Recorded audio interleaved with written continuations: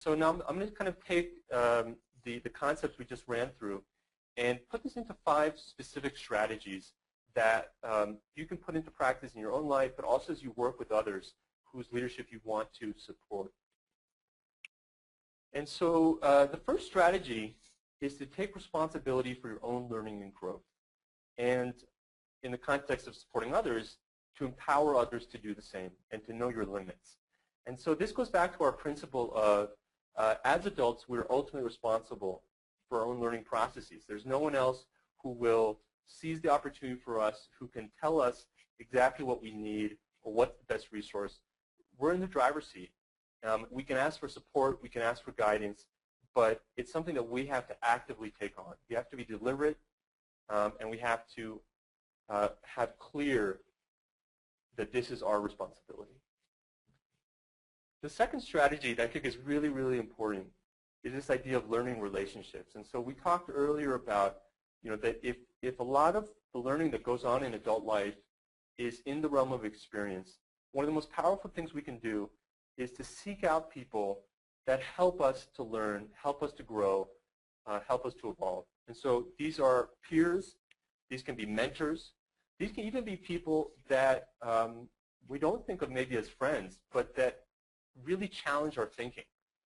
People that make us question our assumptions. People who can provide us with information and a different way of thinking about things that really challenges us and that helps us to process the learning that's going on in our real life in the light of new ways of thinking. The third strategy is to make reflection routine. And this sounds very basic, but it's actually something that's incredibly powerful. And again, with this idea of that a majority of our learning, a majority of our growth occurs through experience, one of the ways we can make that more powerful, more effective, and more sustainable is to create regular spaces for reflection. And this can involve practices like meditation, journaling, but it doesn't have to be that formal. It can also be something like having a regular point in your week or your day where you go out for a run or you go for a walk and you just let your mind go over the things that have been happening. Because until we take those experiences and start to process, start to make connections, start to question the how and why of why things are happening the way they are, of why things are working the way they are, of what else might I need to do or what else could I have done. We don't take that next step in terms of really anchoring our learning and making it usable for other occasions. So make reflection routine. The fourth strategy is to practice active learning. If we remember that pyramid, when we consume new information, when we're trying to learn a new skill, when we're trying to enhance a behavior, that the more active we are in our process and the more responsibility that's put on us as learners, the more effective our learning is. And so if you remember, the 2 most effective ways to learn something new is to practice by doing and to teach others. And so an incredibly powerful way to challenge yourself when you're trying to learn something new is to really to put into practice, but then also to sit down with others who want to learn this as well and try to explain it, try to teach it, try to give them guidance. Our fifth strategy, our final strategy, is to constantly test the limits of your comfort zone.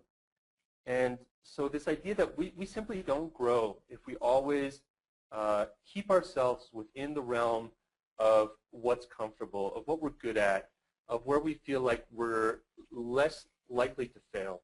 And so we have to kind of keep testing the waters, moving outside, saying, I feel like I'm not good at doing this, or I know that going to this networking meeting or taking on this role is something that's going to be really challenging, that I have fears. But I'm going to do it because I know it's the only way I'm going to keep growing. And this is a part of myself that I can develop and I can enhance my capacity. And as we do this, we have to remember this concept of adequate challenge and appropriate support. That if the challenge is too great, we often shut down. If the challenge is not enough, we simply don't grow. If the support is too great, we become stifled and we don't develop. If the support is not enough, we be often shut down.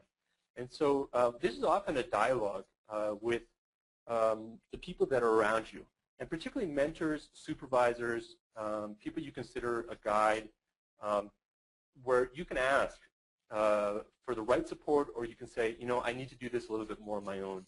I need a little bit more space to breathe.